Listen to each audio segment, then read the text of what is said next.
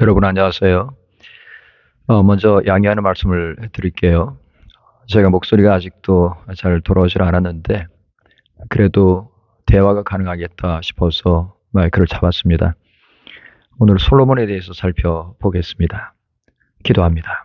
하나님 감사합니다. 두 번째 수요일을 맞이해서 저희들 성경을 공부하고자 합니다. 깨달음을 주시고 저희들의 마음속에 하나님이 말씀하시고자 하는 것이 들려지게 해주시옵소서. 예수님 이름으로 기도합니다. 아멘. 자, 오늘 솔로몬에 대해서 살펴볼 텐데요. 역대하 1장부터 그 다음에 9장, 길게 잡자면 한 10장 정도까지 되겠습니다. 여러분 솔로몬 하면은 어떤 생각이 드십니까? 모든 것을 가진 사람. 저는 이렇게 표현하고 싶습니다. 모든 것을 가졌지만 불행했던 사람, 이렇게 말하고 싶습니다. 이 사람이 가졌던 것이 무엇일까 생각해 보면 권력을 가졌지요. 힘을 가졌습니다. 그리고 명성도 가졌습니다. 명예롭습니다. 그리고 부도 가졌습니다.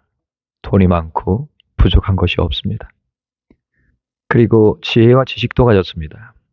어떤 사람도 능히 당해내지 못할 만큼의 놀라운 지혜를 가지고 지식까지 섭렵한 것입니다. 이 정도 되면은 세상 부러울 것이 없지요. 그런데 이 사람은 망했습니다. 이게 이제 중요합니다. 요즘 사람들에게 뭘 원하십니까? 라고 말하면은 나는 지식을 원합니다. 나는 부를 원합니다. 나는 사람들에게 인정받고 또 명예롭게 사는 것을 원합니다. 그렇게들 이야기를 할 수가 있어요. 가만히 보면은 솔로몬이 가졌던 것들을 사람들이 원하는 경향이 있단 말이죠. 그토록 사람들이 추구하는 것들이 사실은 솔로몬이 이미 가지고 있던 것이었다. 근데 그 사람은 망했다. 자, 성경 속에 이 사람이 왜 망했는지가 자세하게 드러나 있습니다. 우리는 망하면 안 되거든요. 근데 망하면 안 되는데 솔로몬이 추구했던 삶, 그리고 솔로몬이 가지고 있던 것들을 추구하는 사람들의 모습, 이 모습을 닮아서는 안 되겠거든요. 오늘은 세 가지 부분을 살펴볼 텐데, 먼저 솔로몬이 이제 성전을 건축하는 이야기가 나오고요. 그 다음에 성전을 봉헌하는 이야기가 나오고, 솔로몬의 이제 업적이라는 부분이 제가 지난 주일날 나누어드린 인쇄물에는 적혀 있습니다. 근데 업적이 그렇게 중요하다기보다는 성경을 우리 살펴보기 위해서 세 군데를 보겠어요. 성전을 건축했는데 사실은 솔로몬이 잘했어라기보다는 하나님이 작정하셨기 때문입니다. 다윗은 하나님 앞에 그렇게 원했지만 하나님 언약궤를 모셔둘 건물을 짓지를 못했고 내 아들, 내 몸에서 난 내 씨, 내 아들이 그것을 지을 것이다 라고 하나님 말씀하셔서 그렇게 지어지게 된 겁니다. 즉 하나님이 계획하신 것입니다. 저는 성전을 생각하면 이런 생각이 듭니다. 굉장히 화려한 건물이고 규모가 엄청나게 크지는 않지만 그래도 당대의 그 건물 자체가 보물이었고 이런 것들을 지었단 말입니다. 7년을 걸쳐서 지었는데 손으로 지은 이 성전이 어떤 의미를 가지는가? 요즘에 그 성전이 남아있는가 생각했을 때 없단 말이죠. 손으로 지은 성전이 남아있지 않다. 그렇다면 손으로 짓지 아니한 성전은 남아있는가? 네, 그렇습니다. 손으로 짓지 아니했기 때문에 영원히 남아있지요. 여러분, 손으로 지은 것은 영원히 남아있을 것이 없습니다. 저는 이런 생각을 해봅니다. 성전을 하나님께서 짓도록 허락을 하셨을 때 그때 이미 어쩌면 성전은 무너짐을 위하여 지어진 것이 아닌가. 무너짐을 위하여 이것은 무너진다라고 하는 것을 보여주시기 위해서 하나님이 그 화려한 건물을 짓게 하시지 않았을까 이런 생각을 해보는 겁니다. 자, 성경 말씀 그대로를 보면은 솔로몬의 왕위가 견고하게 됐는데 이 사람이 왕이 된 지 4년째 그때 준비를 잘 한 다음에 성전을 건축하기를 시작하죠. 이스라엘에는 성전 건축을 위한 그 기술이라든지 목재 같은 것들이 충분하지 않았기 때문에 두로 왕 히람의 도움이 필요했습니다. 열왕기서에는 히람이라고 나오고 우리 역대기에서는 후람이라고 나오죠. 같은 사람입니다. 이 두로라고 하는 것은 오늘의 레바논입니다. 레바논은 백향목이라든지 잣나무라든지 하는 것들이 아주 유명했고 흔했습니다. 솔로몬이 이 농사를 잘 짓지 않고 그 좁은 땅을 가지고 있는 이 두로 지역에 농산물을 수출을 했습니다. 두로가 이 해마다 밀 2만 고루, 한 고루는 220리터거든요. 굉장한 그 양인데 2만 고루를 해마다 두로 지역에 수출을 했고 그 다음에 올리브 기름 20고루를 히람 왕에게 20년 동안 수출을 했습니다. 이때 두로 왕의 와이프가 아내가 유대자였기 때문에 사실은 제 처가 정도가 되겠는데요. 그래서 좋은 관계를 맺고 있었고 서로 무역을 하면서 이쪽은 농산물과 기름을 대주고 저쪽에서는 목재 같은 걸 대주고 하면서 이제 서로 상부상조를 한 겁니다. 솔로몬 왕이 성전을 위해서 벌목을 하기 위해서 짐을 나르는 사람 7만 명 그리고 돌을 채취하고 하는 사람 8만 명을 노동자로 징집을 했습니다. 그 사람들을 관리하는 사람들 3,300명이 징집이 됐습니다. 이것이 열왕기상 6장이 나오고요. 이제 이스라엘 자손이 애굽 땅에서 출애굽을 한 지 주전 1300년 정도에 출애굽을 했다고 치면은 480년 정도가 지난 해에 솔로몬이 왕이 된 지 4년 두 번째 달에 성전 건축을 시작했습니다. 장소는 여러분이 아시다시피 다윗 왕이 성전터를 미리 마련해 두었던 모리아 산의 오르난의 타작마당이었습니다. 이 오르난의 타작마당이 왜 성전을 짓는 땅으로 낙점되었을까? 여러분 아시다시피 하나님 앞에 다윗이 인군소사 같은 걸 해가지고 잘못을 했잖아요. 그래 하나님 앞에 벌을 받은 다음에 하나님께 제사를 드리지요. 그때 오르난의 타작마당에서 제사를 드릴 때 하나님이 그걸 받으셨단 말이에요. 그러니까 하나님이 제사를 받으시는 것을 보고 거기를 낙점을 한 겁니다. 거기가 뭐 특별해서라기보다는 그렇게 성전을 건축했는데 언제 완공을 했냐면 왕이 된 지 11년째 제 8월에 불월이라 그랬는데 화자입니다. 8월에 그 설계대로 장엄하게 완성이 됐습니다. 7년 동안을 지은 겁니다. 이렇게 성전을 지어놓은 솔로몬에게 하나님 말씀이 임했어요. 하나님이 세 가지를 명령하셨는데 하나는 내가 만일 내 법도를 따르고 그 다음에 내 율례를 행하며 그 다음에 내 모든 계명을 지켜 그대로 행한다면 하나님께서 이러이러게 하시겠다. 그렇게 말씀을 하셨습니다. 이 세 가지를 얘기하는 것은요. 여러분 이것이 꼭 다르다고 말한다기보다는 하나님의 명령, 규례, 법도 같은 것들은 사실은 하나님의 말씀이지요. 이 하나님의 크고 작은 말씀들을 일컫는 것을 세 가지로 지금 이야기를 한 겁니다. 이 세 가지로 무엇을 설명하는 것은 특징적인 히브리 문서에 나와 있는 부분이에요. 의와 인과 신 이런 것들요. 그런 것들이 특별히 하나하나씩 따로따로 떼어놓지는 말고 구약 신학적으로 하면은 다른 식으로 볼 수도 있겠습니다만은 평신도들은 그래도 하나님의 말씀이다라고 생각하시면 틀림이 없겠습니다. 자, 여러 가지 이제 그 양식에 대해서 성전의 양식은 여러분 성경책을 쭉 보시면 되겠고 붙박이장도 만들고 다락도 만들고 또 골방도 만들고 천장도 만들고 벽도 만들고 그 다음에 기둥도 만들고요. 이런 것들을 했어요. 근데 제일 중요한 건 뭡니까? 네, 언약궤가 들어가는 지성소죠. 지성소는 그렇게 거대하지는 않습니다. 9m 정도? 정사각형 9m 정도예요. 그 지성소에 하나님의 언약궤를 안치해 두는 것입니다. 언약궤는 성경 속에 여러 가지 표현으로 나오지요. 법궤, 언약궤, 하나님의 궤, 또 여호와의 궤, 뭐 이런 식으로 나옵니다. 거기 안에는 하나님께서 직접 새겨주신 하나님의 언약의 두 돌판이 있습니다. 이 언약의 두 돌판에는 히브리 말로 이 십계명이 새겨져 있는 것입니다. 여러분, 십계명이 들어있는데 십계명은 하나님과의 약속이에요. 이러이렇게 해라, 이러이렇게 하지 말아라 라고 하는 하나님의 말씀이 그 속에 들어있고, 만일에 이것을 지킨다면 나는 너희의 하나님이 되고 너희들은 내 백성이 된다. 서로 소유가 된다는 것입니다. 서로가 속하게 된다는 거죠.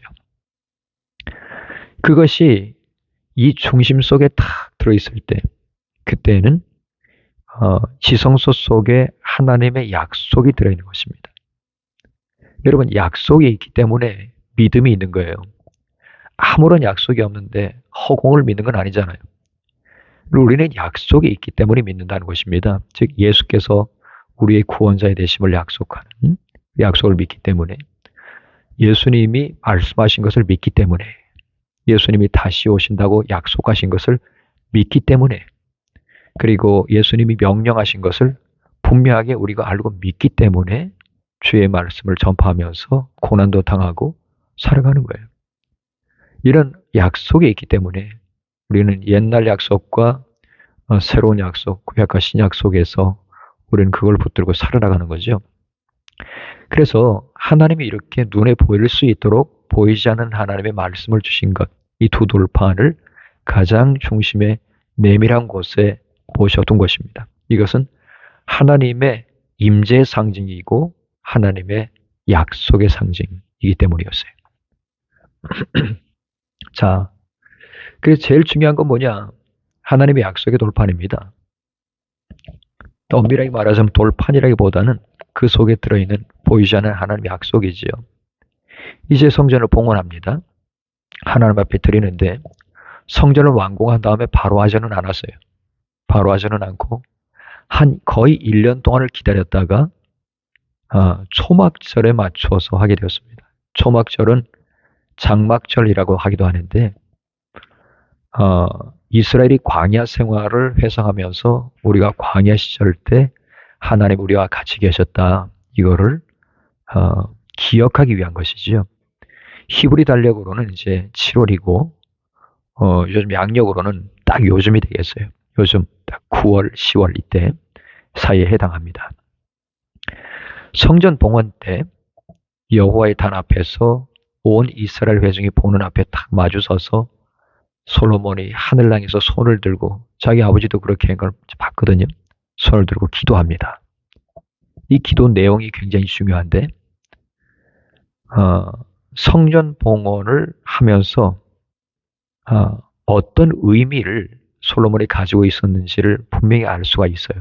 첫 번째 뭐냐면 하나님은 약속을 지키시는 신실한 분이십니다. 이렇게 말합니다. 그 다음 두 번째는 하나님은 우리를 축복해 주시는 분인데 조건을 가지고 축복해 주시는 분입니다. 이걸 이제 얘기를 해요. 뭐라고 얘기했냐면은 내 자손이 자기 길을 삼가서 내가 내 앞에서 행한 것 같이 내 앞에서 행하기만 한다면 너에게서 이스라엘 왕위에 앉을 사람이 끊어지지 아니할 것이다. 즉 하나님의 말씀 안에 거한다면 이라고 하는 조건이 붙어 있다는 거죠. 그 다음에 세 번째는 뭐냐면 솔로몬이 이 성전이 백성들이 하나님께 기도하는 장소임을 분명히 알고 있습니다. 자, 그래서 7가지 기도를 드리는데 죄 용서의 조건들을 쭉 이야기를 합니다. 하나님, 우리가 기도하고 회개하면 하나님은 계신 곳 하늘에서 들어주시고 용서해 주십시오 라고 하는 것을 일곱 가지를 얘기를 해요. 첫 번째, 사람이 죄를 짓고 성전에 와서 용서해 달라고 기도하면 용서해 달라는 겁니다. 두 번째는 주님의 백성이 죄를 져가지고 적군에게 패배를 한다면 회개하면 용서해 주십시오. 세 번째, 죄를 져가지고 가뭄이나 깜복이나 이런 병이 든다면 용서해 주십시오. 그 다음에 죄 때문에 재앙이 들어온다면 죄를 깨닫고 회개할 때 용서해 주십시오. 그 다음에는 이방인이 기도를 할 때 용서해 주십시오. 그 다음에 여섯 번째는 이스라엘이 적군과 싸우려고 나갈 때, 전쟁을 하기 위해서 나갈 때 주님 앞에 기도하면 들어주십시오. 마지막 일곱 번째는요, 백성이 죄를 져가지고 이방에 사로잡혀서 포로로 끌려갔을 때 거기에서 성전이 있는 것을 바라보며 기도하고 회개한다면 주님 용서해 주십시오. 이렇게 이제 기도를 하는 겁니다. 어쩌면 솔로몬이 참 그래도 하나님이 주신 지혜가 있어가지고 이런 일들을 아마도 내다보면서 주님의 용서를 받지 않는다면은 아무런 짝에 쓸모가 없다라고 하는 것을 알고 있었기 때문이라고 이제 생각이 됩니다. 그 다음에 8장과 9장에는 솔로몬의 업적이 나오지요. 성전을 지은 다음에 성전 짓는 동안 두로 왕 후람이 굉장한 도움을 줬지 않습니까? 그래서 그 사람에게 갈릴리 지역의 20곳의 성읍을 선물로 줬어요. 근데 두로 왕 히람이 별로 안 좋아합니다. 왜냐하면 별로 좋지 않은 곳이었어요. 농사 짓는 땅을 사실은 원하지 않겠습니까? 자기들이 농사를 못 져가지고서는 이제 20년이 넘게 수입을 해 먹었는데, 근데 갈릴리 지역은 산지거든요. 이게 농사를 지을 수가 없습니다. 여기 굉장히 안 좋아했어요. 그렇게 이제 성경에 나오고 열왕기서에 솔로몬이 업적 중에는 부역도 있지만은 대부분이 건축이에요. 건축인데 제가 좀 말씀드리지요. 먼저는 성전을 짓고 왕궁도 짓고요. 뭐 성전은 7년, 왕궁은 13년을 짓거든요. 예, 그렇게 해가지고 20년을 이제 진 겁니다. 그리고 계속 일꾼들을 징집을 하면서 백성들을 이제 강전의역을 시키고요. 요새를 짓고 성들을 짓고 그 다음에 전차 병거를 넣을 병거성을 짓고 마병 성들을 짓고 이런 것들을 지은 겁니다. 근데 왜 그렇게 되냐면은 무역을 굉장히 많이 했기 때문에 부역을 하는 사람은 경호원도 있어야 되잖아요. 근데 그 중에 노상 강도 같은 것들이 이때는 많단 말입니다. 근데 그런 것들을 보호하기 위해서는 군인들이 필요했던 겁니다. 그래서 곳곳에다가 이런 성들을 짓고 망대 같은 것들을 짓고 했던 거예요. 그래서 밀로라고 하는 것이 여러분 나오죠. 밀로. 밀로는 왕궁의 벽을 튼튼하게 하기 위해서 경사실을 층으로 만든 축대입니다. 밀로라고 하는 것은 축대예요. 그리고 이제 하솔하고 무깃도 게세를 건축을 해야 되는데 이거 다 이제 요새들입니다. 그 무깃도도 요새가 있었고 게셀, 그 다음에 하솔에도 요새들이 있었습니다. 그 다음에 이제 지역의 행정을 해야 되기 때문에 행정소들을 건축을 해서 세금도 징수하고 백성들을 이제 고회를 짜는 거예요. 그것 때문에 뭐 강제 노역도 시키고 백성들로부터 굉장히 원성을 샀습니다. 또 하나님한테는 그래도 조금 하겠다고 매해마다 3번씩 3대 절기에 6월절, 77절, 그 다음에 이제 장막절, 초막절에 정기적으로 하나님 앞에 번제와 감사 제물을 드렸지요. 그 다음에 이제 무역을 많이 했는데 에돔 왕이 에돔 땅에서 이 사람과 교역을 많이 했는데 엘롯 근처에 에시온 게벨에서 배를 만들어 가지고 무역을 했습니다. 해상 무역을 굉장히 많이 했어요. 지중해도 왔다 갔다 하고요. 그 다음에 홍해 지역으로도 다녔습니다. 특별히 애굽하고는 굉장히 많이 무역도 했고 정말로 통치 초기부터 애굽의 공주를 데려다가 결혼을 해서 궁까지 지어줘 가면서 이제 화친 비슷한 걸 지어가지고서는 맺어가지고서 이제 그 무역을 계속하고 이제 전쟁을 피하고자 한 거죠. 자, 이게 이제 그 성경에 나온 대부분의 어, 업적이에요. 근데 여러분 그게 요즘 남아 있습니까? 여러분 진정한 업적은 보이지 않는 영적인 업적입니다. 보이는 것 아무것도 없어도 그들의 하나님 앞에서의 신앙이 그들의 이름이 영원히 빛나고 하나님 앞에서 아름다운 이름으로 빛나는 것을 우리는 알고 있잖아요. 고난받는 하나님의 종들, 그리고 하나님 앞에서 죽기까지 순종하며 하나님의 일들을 위해서 목숨을 바친 사람들. 그 사람들은 지상에 뭐 싸우는 것이 아무것도 없어도 그 사람들은 명예도 없었고 부도 없었고 만물의 찢기처럼 여김을 받아도 하나님의 사랑 가운데서 지금까지 고귀한 이름으로 불려지고 있는 것입니다. 사랑하는 여러분, 여러분은 어떻게 살고 싶으세요? 솔로몬처럼 여전히 살고 싶으십니까? 여러분 결단해야 될 때입니다. 우리의 삶에서요, 특히 한국과 미국에서 특별히 여기 이민자들, 솔로몬이 구하는 그 헛되고 헛된 것들을 계속해서 구하는 분들이 너무나도 많이 있습니다. 여러분, 세상에서 어떤 낙을 누려도 하나님이 기뻐하지 않으시면 그것은 헛된 것입니다.